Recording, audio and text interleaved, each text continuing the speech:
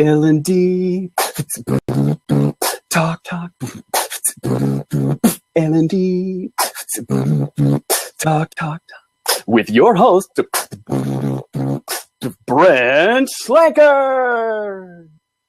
Hello, everybody. Today is Wednesday. Today we talk about business stuff with my co-host Ajay Pangakar. Welcome, AJ. Well, how are you? Thank you. Exciting stuff, Brent. It's a good day today. Talking the business of L&D and corporate training. It's not a yawner. It's not a yawner. L&D people want to listen to business stuff. Well, it's all part of what we do, right? It's that connection. So, anyways, everybody out there, I'm Brent Schlenker. I am the Chief Learning Officer for Litmus. You can read my blog at litmus.com/blog.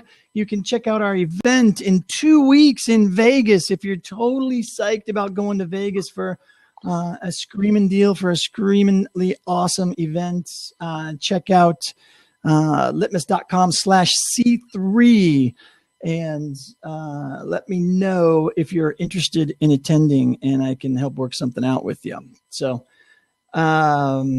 anyways, here we are today, Biz Wednesday. Yesterday we had a great conversation. You were part of it, Ajay. What'd you think? Yesterday was Tech Tuesday. Well, kudos to Anthony Altieri and Mark Lassoff. I think, along with you, Brent, the conversation was excellent. But one thing that got under my skin, and Anthony's going to hate me for this right now, but let me use an analogy, right? We own cars. Now, when I was a kid, I used to work with my dad on the carburetors, cleaning it out and trying to get it started. And when the old car wouldn't start, we'd stick a screwdriver in the carburetor to make sure the flap stayed open and started it. We had to have a little bit of working with the car. Today, I open the hood of my car, I look at it and go, I'm not touching that. I want to get into the car, press the button now, not even turn the key. Yeah. And go. Now, that analogy is just like L&D tech. I'm not against coding and I'm not against knowing programming, but I believe that we should be able to take our tech and just use it. It should work for us. We should not be working for it. My 2 cents, sorry. Yeah, no, it's a great 2 cents. I think across the board, there's just different levels, and it's a great conversation for us to have because I get kind of split on the topic. I think there is the beauty of technology and computers and whatnot is that we do automate the tediousness of work out of our day-to-day lives. That's what computers do best.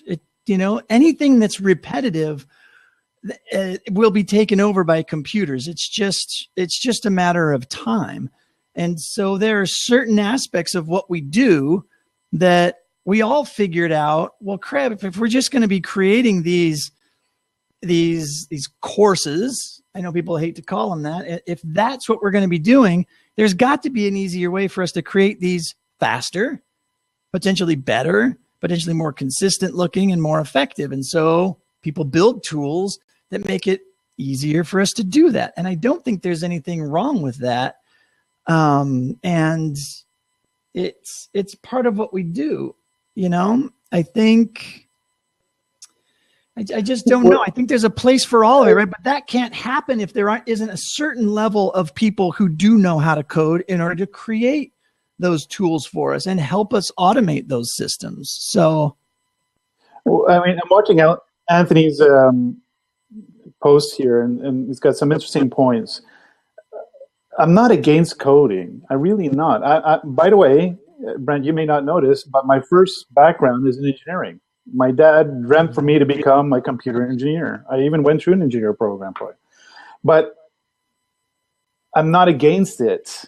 I just think that if you're going to put a tool out there and you're going to convince your business leaders this makes sense, again, to your point earlier, it's got to be simple. It's got to be, what's the word I'm looking for? Unobtrusive. Is that the word? Anyways, It can't interfere in anything directly. It's got to be seamless. It's got to create efficiencies. And when you bring a tool in, so when L&D brings in an LMS or a new, I don't know, e-learning tool, they want those employees to get up and running using it as much as possible. And that's all about asset use. So I hear the echo, I apologize. Asset utilization. Asset utilization is we need to use the asset as often as possible, as quickly as possible, so it monetizes results for the business. And so you can't have coders sitting in the background creating stuff and developing stuff if it's not going to be relevant or be efficient or create something of value to your organization. But that said, if you look at the other side of the coin of having people creating it and selling it to the company, they have to keep in mind of those elements of what the leaders are looking for. And I think too, I'll go back to the car analogy. I have to, so think about how long cars have been around and, Sure. and how long it took us to get from the initial birth of the automobile to what Anthony's talking about, where they are now designed for us not to muck around with them. If we were to look at the technology timeline from beginning to where we are now with cars, I would say with the tools that we use for the work that we do, we are at about 1940, 1950, maybe, of the car era. I mean, we still have to get in and muck around with them. People that bought cars in the 40s, 50s, 60s, you almost had to learn how to muck around with them because they were definitely going to break down. So, and the whole goal as the industry went along was making it easier and making it so that there's less need for you to have to muck around with it, right? We wanted it to go further before it needed maintenance. We wanted it to get better gas mileage. We wanted it to be easier to operate, all that kind of stuff. And I think we're looking for the same things, but our expectations of the software at this point, because of how fast our industry is changing, is too high. And so we do have to kind of still muck around with the software and kind of figure it out in some cases. But those cases are getting smaller and smaller and smaller as we move along and the software gets more and more advanced, right? It's easier and easier and easier now. And I'll totally use this as an opportunity to pimp Litmus. It's super easy right now to take your media and utilize it to share it via a course in a software-based system or platform like Litmus and not have to worry about the crazy authoring tools. And you can be customized, So it's different. It's very, very different. The game for us is completely changing, and it's hard for software to keep up in certain instances. But in other instances, software does lead us in the direction we need to go in, I think. Yeah, there's a lot of points I agree on the chat, and I think we're all arguing about the same thing. Yeah. The problem with simplicity and L&D, from my perspective, is that you get this tool that's meant to make our lives easier. Take any e-learning development software. Suddenly, people think, oh, we can grab our PowerPoint and just drop it in, and we have an e-learning course without doing any tweaking, any modifications to it. And I'm not talking about the course itself. I'm talking about how it's delivered through the software. And then we believe we have an e-learning course when we really have a PowerPoint presentation on an e-learning software. Yeah. And that is the dangerous thing about having people use these tools and thinking that I'm going to be a miracle worker. I know Anthony brought this argument a lot with me. There's a difference between an e-learning developer and an e-learning designer. If you just know how to use, I don't know, Articulate or any of these softwares, everybody thinks they're the e-learning developer of the world. And they're not. Because there's a skill set that goes into really creating a course. And it's not about the delivery tool, it's about the learning result. Well, let's let's take this around to the topic of the day, right? Yep. From a business perspective, though, right? So, I mean, I agree with you. I always end up agreeing with everybody in these conversations, and I feel super agnostic, and I really feel like I should take a stand on one side or another for some reason. But I've seen all of the different things that we're talking about be right in certain situations and in certain scenarios. So I never really see that any of this is wrong. So given that, in certain cases, the business really appreciates that we can spend such little money, little time learning to take a PowerPoint presentation, stick it into an authoring tool, have the authoring tool push it out into a format that then the big LMS can hold and contain and deliver out to the masses. When you've got that system and that machine in place for a large corporation, the faster and the cheaper you can do it is what the business is interested in.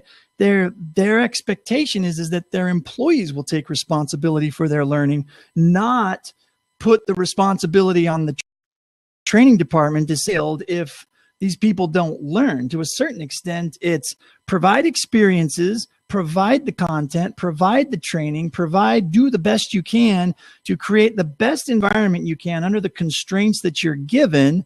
But at the end of the day, it's the learner's responsibility. They have to attend the class. They have to then, readdress the content and do their best to apply the content. We can't hold their hands. Managers can't hold their hands. We can influence and we can do everything that we can to make it easier, to make it better, faster, cheaper. Consider learning as a process and start building experiences that support a long-term process as opposed to a one-off event, right? We're shifting and we're finally starting to see things that we can do.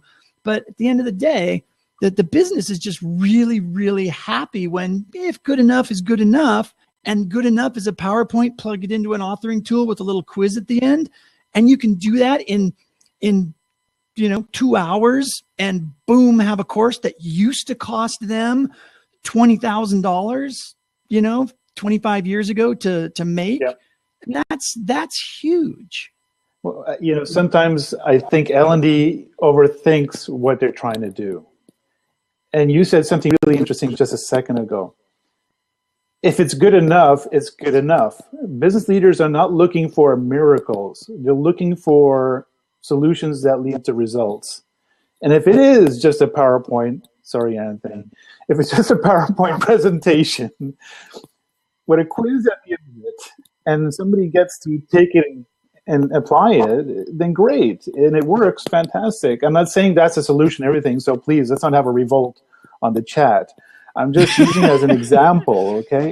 What I'm trying to say is that what we forget at L&D is that we forget to ask our client what they want. Yeah. We actually get a little, I hate to say this, but we get this arrogance a little bit about us and say, wait a minute, trust us. We know how to get learning to you. We should be asking, what do you need to achieve?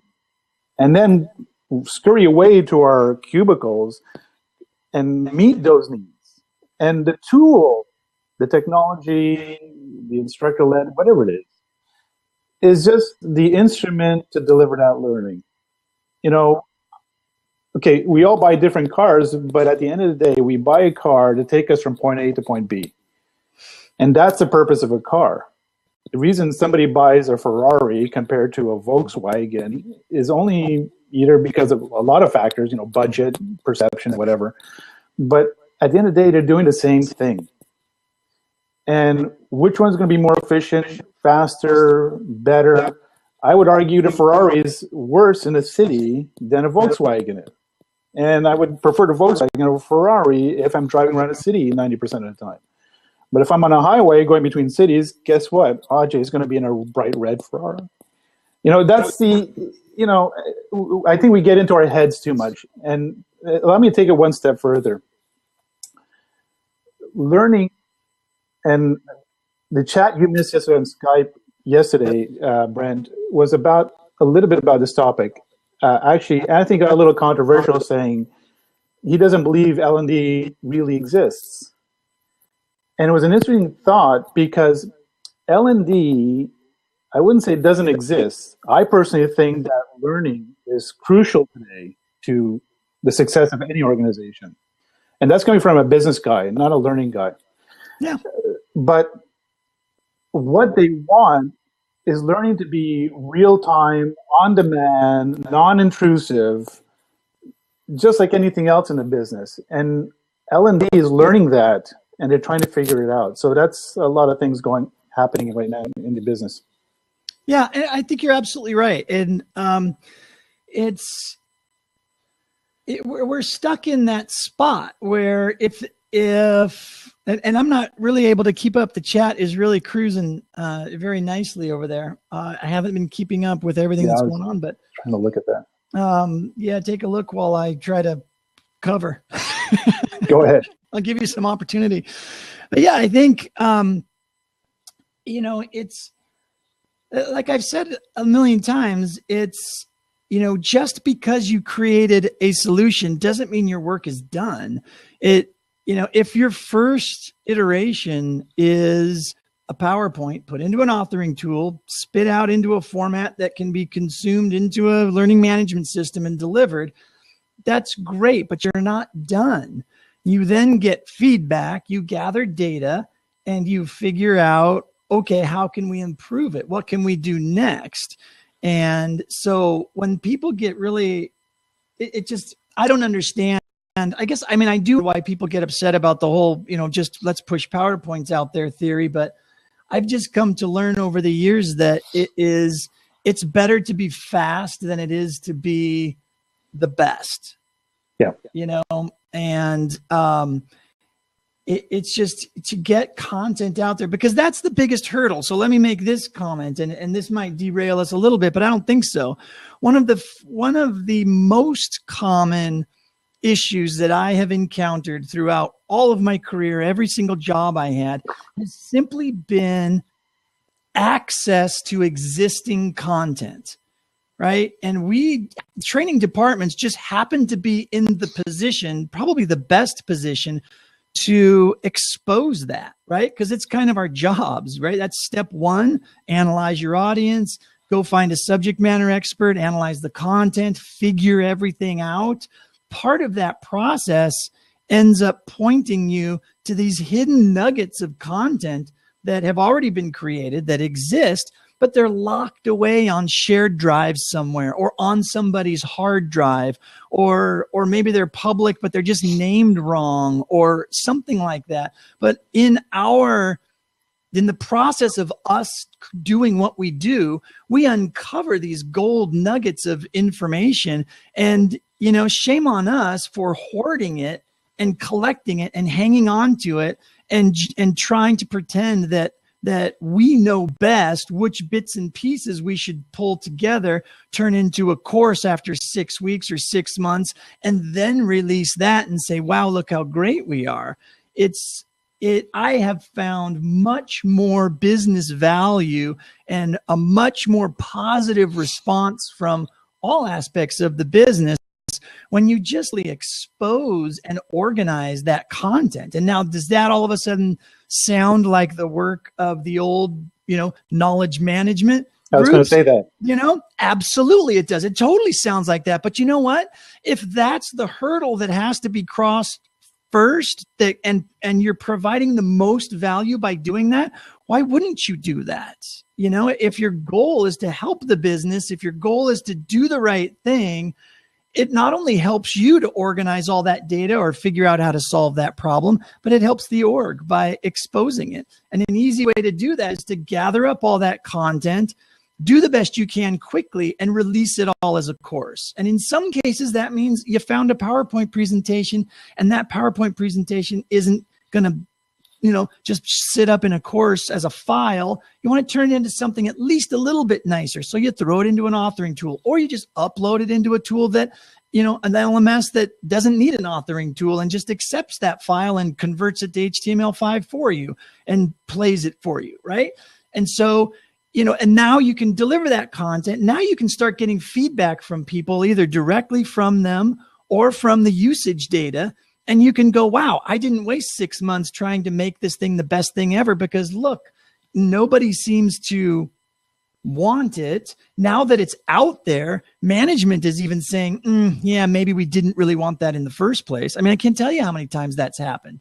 There should be a graveyard of learning initiatives, but somewhere, right? Yeah, absolutely. They die as fast as they're as they're birthed, and it's crazy. And so to be iterative about it, and to be fast, and to work at the speed of the business as they come up with these things, that is much more valuable, and is seen by the business, in my experiences, is seen by those businesses as being more valuable. And you as a team player, right? It gets you in their good graces, and it's like, wow, training isn't fighting us for once. They're not pushing against us. They're actually, playing this game with us. They're on the team, and that's valuable.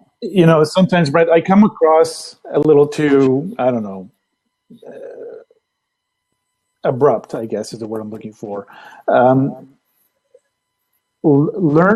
Somebody just liked what I said, that I'm abrupt. Good, thank you for the props, that I'm abrupt. Anyways. That's okay. Mark Glassoff yesterday, explained his curmudgeonness, so, We come across like we're the oracles of knowledge, and we're not. Right. Knowledge is all over the organization. And going back to that old school knowledge management, personally, I don't know where it went, but there's another term that I really liked, was called, and hopefully people are not going to jump all over me here, reusable learning objects. Remember that? Oh, yeah. Where I don't know where it disappeared to, but at one time a few years ago, everybody was talking about it. Now, is to your point, we have these nuggets lying around. Why are we reinventing the wheel when we already have something that we can use again? And it's business 101. You don't go reinventing things. You start finding economies of scale. And that's what we have to start learning. But let's go back a few minutes here, Brent, when you said that we're still on the learning curve as an industry. L&D is still in its infancy, in my mind. Go back 20 years, there wasn't a lot of technology. We got money dumped in our budgets, and I'm saying I'm talking about learning and development. Yeah. And the business leaders sort of ran away. Yeah, they ran away. They said, here's the money, do what you do, and we won't bother you. Fast forward 20, 25, 30 years, and they're saying all business units need to be accountable for their budgets because we do not have a lot of resources to waste. And guess what, L&D? You're a business unit. You have to prove what we're giving you is actually contributing to what we need to do. And that's the whole crux of it. We are hoarding the knowledge to think that we're creating value in ourselves. And sometimes, I think Katie said it before in the chat, we're shooting darts. I mean, we're just trying to shoot darts at everything, hoping something sticks. And most of it is in the graveyard. And then we're still cutting ourselves at knees, saying that, we did this stuff, but nobody wanted it. Well, did we do something that people actually wanted? Did it actually contribute value? Did it actually move the business forward? And these are a lot of tough questions that each time you create an event or an initiative, you need to ask these questions. That's the key. Yeah, for sure. And I think, so just to be clear, I mean, Anthony, you've got probably one of the most unique, use cases out of all of us. I don't know many other organizations at all that create training or have to manage training for, 80,000 people who aren't actually part of your organization, or 800,000 people, whatever the number is. And you have no control over these people, or you're just dealing with the general public, and I think, there are other folks in our industry that have that same job, but maybe not on the same scale. So, I think that's another thing that when we're having these conversations, and I hate to get kind of meta on us at this point, but every one of us comes at these conversations from completely unique experiences and completely the current, the current project that we're buried under is always, front of mind and frames our vision of these conversations. And a lot of times these conversations rub people the wrong way just because of their current instance. And I always find myself needing. Just lost Brent.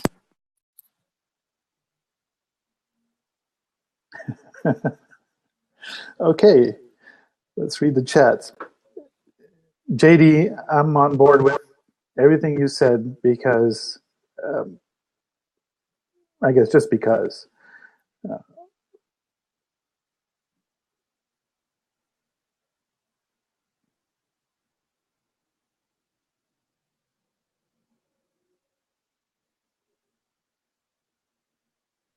Okay, we've completely lost Brent. So what do you guys want to talk about? Sorry about that. My browser just all of a sudden went blank. Just gone. For some reason, we were about to start talking XAPI, Brent. That's my worst nightmare. Every time I get kicked out, I think to myself, damn it, now they're going to talk XAPI. What were we saying? No, I don't even remember now. Talking about the perspectives, right? So, just everybody having a different experience in the work that we do. And it's all so different. And when we talk about this stuff, I almost at times feel like we need to say, okay, wait, time out. Are you talking about training customers? Are you talking about training salespeople? Are you talking about internal training of employees? Are you talking about onboarding programs? Because especially when we're talking the business of what we do, it gets handled very differently, right? Okay, that's a loaded question. So can you be a little more definitive about it? Well, that's why I loaded it up for you. All right, so let me narrow it down. So what would be from a business perspective, right? From an accounting perspective, there is a product group that has an embedded training department. Their task has been to create a certification for channel partners to pay to get certified on this product in order to be able to be certified to install it for customers, users, end users that are out there. One scenario. The internal other scenario, certification program. What's that? An internal certification program. Yes, but it's for external consumption, for partners, for channel partners. Okay. Or anybody that wants to become certified in the use or the installation of a particular product, right? Okay. And then, so let's contrast that with internal compliance training. Right? Okay. So what, from a business perspective, there's a lot of angles I can take here. But where do we find the differences? Okay, so number one, let's take it from a financial thought process, from a business leader's financial thought process. Because I always caution L&D people when they're pitching training that their leader's mind is automatically going into the numbers of the business. That's not a bad thing, but you need to know how they think. So let's start with the compliance. That's the easy one. Compliance means they have to do it, and there's no choice. So in compliance, in their mind, it's a necessity and an expense. Now, as soon as I say the word expense, people in L&D start freaking out, and they're saying, "Oh, we're an expense. We're not worthy." And people don't have any respect for us. That's not what it means. An expense is a way for leaders to classify the financial accountability of that activity. So an expense means it happens for the moment, and then it's gone. And that's all it is. It's not that it's not important, but that's the easy thing. So if you're pitching compliance, that's the easy one.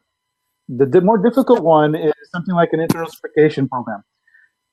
There's a lot of moving parts. So maybe you need to develop a program. Maybe you need some technology involved. I don't know. There's a bunch of stuff that's happening in there. There's a time frame. You might have to bring some external consultants in to help build it.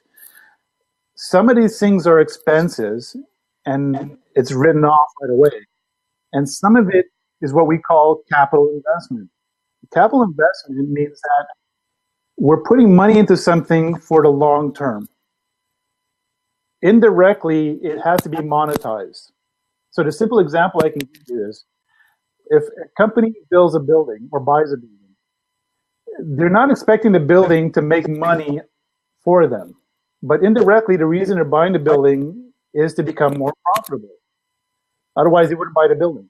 Right. So same thing with L&D. When they start investing in major training programs, certification, putting an LMS in place, buying tablets, whatever it is, this becomes a monetized aspect and becomes an asset.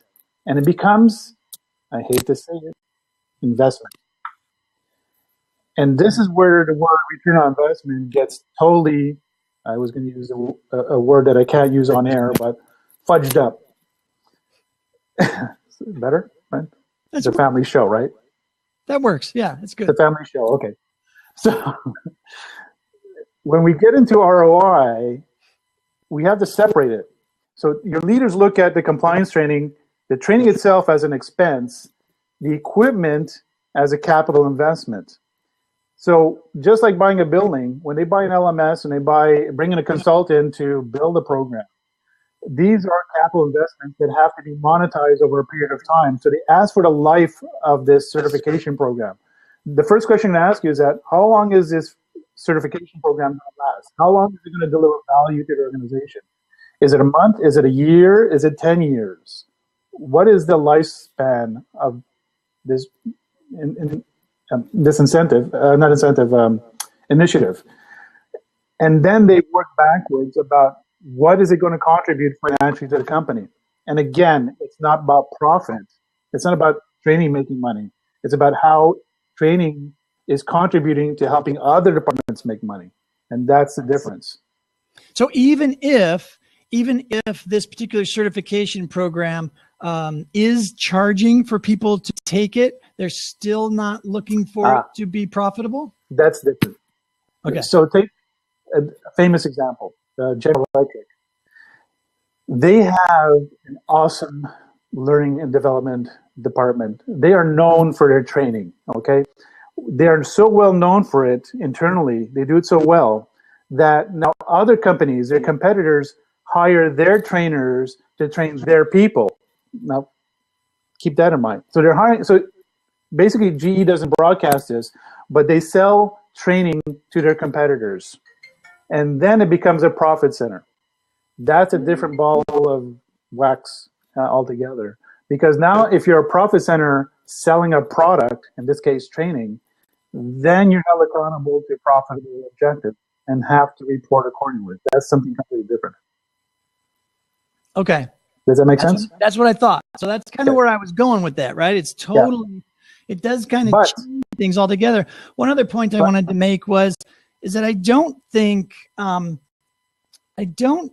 we ever take into consideration that sort of, that question you asked that the business is going to ask you, what's the life cycle of this particular thing? I can't tell you, well, I can tell you how many times I've had that conversation, and I've been in the industry 20 years, this many, donut. Nobody has ever said, and I haven't ever seen a presentation at an event or anything that said, you know what, what's the lifespan of your training? Have you ever thought about how long it lasts? Because, your financial people need to know. Yes, I mean, there's no lifespan to training. And again, I don't want to sound like I'm an ogre here trying to come down hard on L&D. No, it's just reality. Reality is learning happens in the moment. Yes, the knowledge you put in my head may last for years, but you can't prove that knowledge 5 years from now is still credited to you. Right, but That's what we're the talking thing. about is the training product. So in this particular instance, whatever artifact you're creating that you're spending money on to create this experience or this course or whatever it ends up being, that's what they're referring to, right? What's the life cycle of this tool that you're purchasing to build this Yes, thing or whatever, right? the tool has to be tangible. Here's the problem, and this is accounting's fault, not L&D's fault. The accounting structure and the financial accountability that's reported in companies was created for the Industrial Revolution, not the knowledge industry. And so what's happening is that leaders can't account for all this knowledge they have in their organization. Take an example, take Google. Google is a knowledge company. Tesla, it's a knowledge company. Their value is rooted in the knowledge inside that company, not necessarily the products they deliver. It's not like a General Motors or an Exxon that has all this capital investment in equipment. They have very little equipment. They have buildings, but they have people. And it's not reflected on their balance sheets. And that's the big problem. That's not L&D's fault. The problem is that the accounting structures are not going to change in the near future. So we have to show how we're accountable financially. And there's two things happening. The profit-driven side, if you're selling a training externally or to another department, then you're a profit center. But 95% of the time, you're a cost center. And again, cost, when the L&D hears it, is a four-letter word. And they get all uptight and all in my face about, Ajay, you call us a cost center. It's like I insulted their baby or something. I'm not insulting a baby. If L&D people just took one accounting course, they would know that there's way of classifying costs and where it has to be classified, and that's all they're doing. So don't be insulted when they call you a cost. Again, I repeat from the last conversation, marketing is a cost. The finance department is a cost center. So this is not meant to be an insult. It's just the way they're accounting for the financial expense that's happening in that activity. So I'm sorry. I get a little too passionate about this stuff. No. But I think a part of this it grows out of this idea that we get so ivory towered about we're all about learning and we're all about, and you can't put a price on learning and blah, blah, blah, and all that kind of stuff. And I guess I'm kind of creatively trying to push you in certain directions to help everybody understand that, yes, we are about learning. And yes, knowledge is important. And yes, companies now are valuable in one particular instance based upon the knowledge that exists in that company. Yes, and all of those things. And yes, we need to support that. And yes, we need to improve that. But to do the work that we do, like, this is a dumb thing that we've said a million times, but we don't do learning, right? I mean, it's not, our job isn't to do learning. Nobody can do learning. I'm not going to learn you, it's just, those are fighting words. Yeah. Right.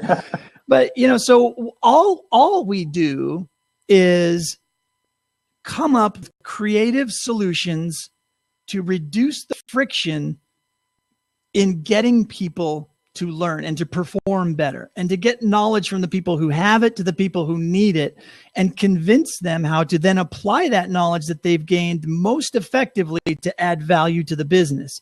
And we have all the little tricks up our sleeves and little products that we create. We sometimes call them courses. We sometimes call it performance support. We sometimes call it micro learning. We sometimes call it mobile learning, whatever. Yeah. Nobody cares other than us about what we call all of those things. But just like the manufacturing department creates a product, we create artifacts or things, whether digital or not, and those things need to be accounted for and need to be managed. And that's where this business conversation comes in. We're not managing and accounting for the learning. We're managing and accounting for the activities and the products and the purchases we make in order to make that learning as frictionless as possible.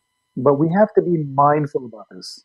Now, I get the argument at conferences from ID people saying, well, why should I come to your session? I have nothing to do with this. But if you're an ID, you should know, to your point, Brent, how your course being developed or what you're designing is going to deliver on the output, the application and all that kind of stuff, that level 3, level 4 stuff that we all get perplexed about. And every link in the chain from, the whole ADDIE model has to understand that output. Otherwise, we're not going to deliver something. It's going to be horse by committee, right? We're going to create a camel. And that's the problem. Yeah, and the other side of it is, sure, let's say you're new in the industry and you're still at the entry level job, which may be just creating the courses or whatever. You're an instructional designer, and if you're an instructional designer out there watching this video and you are asking that question, why do I need to be sitting here talking to you guys about business? Why do I need to go to a session at a conference about understanding how the business works? If for no other reason, it's for you to alleviate your anxiety. The reasons why you say, oh, yeah, we should do this new thing, and people tell you no, you've got to understand that there's a reason behind that no most of the time. Sometimes a no is just a no. But if you understood how the work that you do fits into the greater scheme of the business, number one, you will be much less frustrated and upset. Number two, you'll be able to know how to get more yeses and to get more of the work that you do approved and accepted, because you'll know within which constraints you need to fit. And you'll be able to come up with much more creative solutions, knowing that, hey, maybe from a learning perspective and from a neuroscience perspective, this $500,000 solution is the best solution, but we can't do that. They're not going to let us do that. So let's do the $150 solution and just and be done with it. I know you're running against the wall here on time, but I just want to say one last thing. You're right. If you're first of all, JD put it up there. If you're asking this question, why do I need to know this? Then you're already relevant to the conversation. You're relevant to the business. But more to that, excuse my language here, but what's pissing me off is all these certifications out there. I'm talking about CPLP in Canada, the CDTP, which I have, the CIPD in the UK, are all treating the business element as an outlier, that a need to know, not a must know, in their framework. And that's got to change. And we need to start integrating that. I'm not asking L&D people to become business experts. I'm just asking them to have an appreciation of their design process and what goes into it. That's all. Yeah, no, I think it's perfect, and it's a great place for us to end, being pushed up against the hour. Again, Ajay, thank you so much for hanging out with me today and talking business. I enjoyed it, Brent. It's not everybody's favorite topic, and no. I keep trying to come up with fun ways to advertise it so people will want to hang out and learn. Brent, you see, Mark got like 50 props, and I get 6. Well, maybe we just have to teach people how to do Thanks, guys. Yeah. There you go. I was only kidding, by the way. I was only kidding. All right. Thanks, well, listen, this was great today. Business Wednesday, as usual. Tomorrow is going to be Things Thursday with your friend and mine, co-host extraordinaire Anthony Altieri, who is in here being the curmudgeon of the day. But that's why we love him dearly. Good man. So tomorrow, Things Thursday, and then Friday, Video Friday. I will be co-hostless, but we'll have his presence will be felt. Our co-host's presence will be felt nonetheless. Again, my name is Brent Schlenker. I'm the Chief Learning Officer for Litmus. You can read my blog at litmus.com.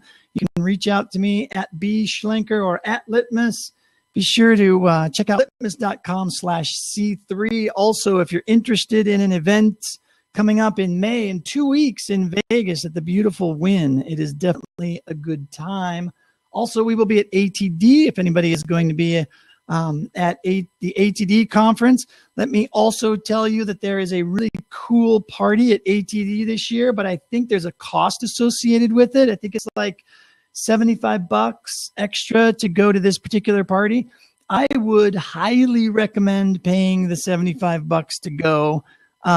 It is going to be an outstanding event at ATD this year. So, yeah, I'll be there. And so if no other reason, you can find me there if you want to chat. But anyways, it was a great day. Thanks, everybody. Ajay, I appreciate your time again. As always, we will see you next Wednesday for Business Wednesday. Can I just say one thing? Oh, yeah. That's not my Twitter handle. So. No, that's not your Twitter handle. That's right. That's right. Hey, where's your book? Subtle advertising. Yeah, but you can hardly see it. So if we're going to be advertising it, you show it where people can see it. There we go. Better. Check out the Trainer's Balance Scorecard at your closest Amazon near you. No. Good times. All right. Sorry about that. I should have brought that in earlier. Thanks, everybody.